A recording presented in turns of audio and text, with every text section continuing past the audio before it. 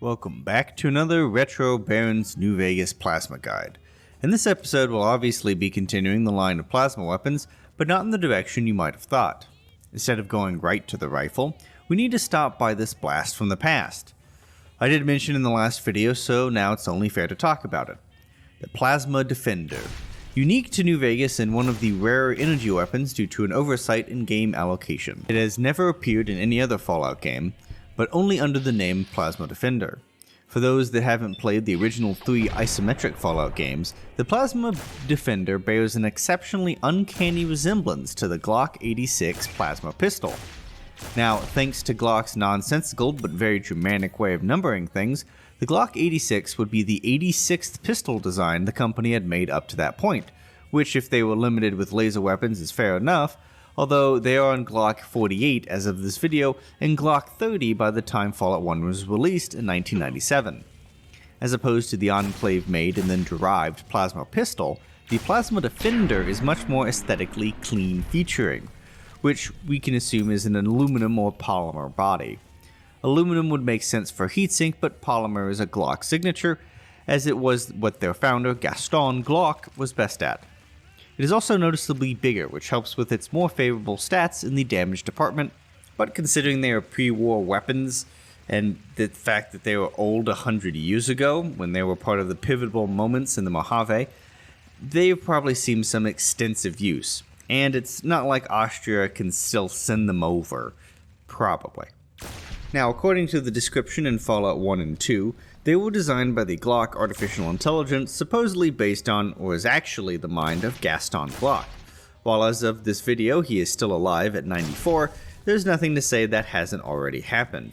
Now, if we consider that this is true, then that means that there's a good chance that the Plasma Defender uses a polymer body instead of aluminum then. Now, much like the Enclave, the intention was undoubtedly for military use, and as such it is a powerful and penetrating weapon. It is unclear how this weapon works, but assuming a similar mechanism to the Enclave's version, it's just built with tighter tolerances and during a time of iffy peace, so it's probably of higher quality. Sadly, there is precious little in Fallout lore about weapon manufacturers or manufacturers in general, which is something I've always wanted to know more about. These sorts of details do really engage me, especially since corporations and their actions are a big motivator to a lot of the plot in Fallout stories, although it is now indirectly with the case of Vault-Tec. But back to the Glock 86, Plasma Defender, it is a more advanced form of the plasma pistol with a little bit more kick to it, and it's nearly a straight upgrade for all those that can afford this antique. So how much better? Well, for starters, it does 38 damage per shot, which is 5 more damage per shot than the Enclave version, while also firing faster at 2.5 shots per second. It does still cost 2 small energy cells per shot, but this is a better use of them. The DPS is kind of small at 95, and with a capacity of 32 cells, or 16 shots, and a reload of 2 seconds, the sustained DPS is 72.4. In both cases, it is around 60% more DPS than the normal plasma pistol. Also to consider, since it is using energy cells, it gets that -2 DT, making it great against everything, even with the seemingly low DPS. Now, like all plasma weapons, there is projectile speed, which is not instant. Only 7,500 units, or 107 meters per second. It is still fast, but beyond medium range it is easy to miss against a fast enemy like a Deathclaw or a Cazador. Now, to help the Plasma Defender, it is much more accurate, at 0.3, which is beating almost all other ballistic pistols. It also has a very large V-notch iron sight, which helps it with the open sight picture, but really works best at medium range and not further beyond that. Now in VATS, it is much more reasonable per cost at 20 AP per shot, which is an efficiency of 1.9 damage per AP, matching high caliber pistols and rifles. And in the palm of your hand, that is incredible. Now, sadly, its crit performance is worse at only the standard ×1 multiplier for double damage. Now, I guess it can't be the best at everything. But it is still incredible for a pistol shooting a fairly common ammo.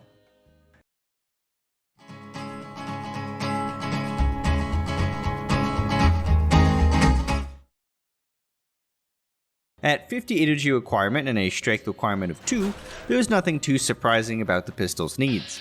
It is a functionally more complicated weapon with different internals and an actual gunsmithing standard it was probably made to, so it is outside the ability of those just dipping in energy weapons. But the Plasma Defender is definitely an upgrade to a lot of ballistic pistols, even ones requiring a higher skill in guns, and at a weight of 2 it is very light and will actually get reduced by the Pack Rat perk. But there is an elephant in the room. It is an antique, as I said earlier, and it comes with an antique price. At 3,000 caps, you can get 15 plasma pistols for the same price as one Plasma Defender, and that is something to consider. But actually, will you? In the base game version, not the GRA, it is actually not in any merchant inventory without mods or unofficial patches, with one exception. So the entire price section is really irrelevant. While 3,000 caps is excessive, there are a few ways to get it off the bodies of DLC enemies, and without GRA there is no mods for it. But the GRA version can get very expensive. We will get to who actually sells the one single one later. Now, containing all of its sensitive equipment inside the case, it seems like it would be much better protected than the Enclave's plasma pistol. But the age of several hundred years has taken its toll, and at the price you might pay for it, it is in theory very fragile. At 495 standard shots, 584 bulk shots, 329 overcharge shots, and 195 max charge, this gun is still more durable than the 10mm pistol, but not by very much. These shots do a lot more damage, so as long as you don't miss, you might not notice. But having our rule will improve these numbers significantly, so keep that in mind as he is the best solution to fragile weapons. In the base game, the Plasma Defender is the last user of small energy cells. We will cover in total, so let's give it a go. The standard is 2 caps per shot, and it has that innate -2 damage threshold, which gives them a lot of punch against heavily armored enemies, and with the plasma you will be able to open them wide. The overcharge is 3 caps per round and can be made at a ratio of 3 standard to 2 overcharge cells. It increases damage by 25%, reduces enemy DT by 5, but increases wear by 50. It is a small sacrifice for a lot of damage. The max charge ammo is also 3 caps per round, but takes 5 standard for 2 ammo when crafting. Now this ammo lets the Plasma Defender punch straight through any armor in the game. And with an DT modifier of -10, it takes power armor down to the low 30s or high 20s. And increasing damage by 60% means that it does a lot more damage. Now, this does increase the wear on the gun by 2.5 times, and it's great for when the pistol is strictly a sidearm. And then there's the bulk ammo, bottom box of 100 for 100 caps.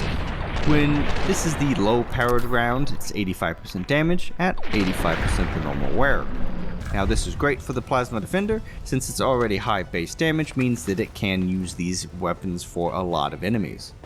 Now, for those that play Legion, we'll go over this one more time, you can get hundreds or thousands of cells from the Caesar's Favor quest, which makes Legion players have the easiest energy gun playthrough, no questions asked. With the already high damage of the Plasma Defender, max charge and overcharge might be overkill in this gun, so choosing it for bulk might be the better option.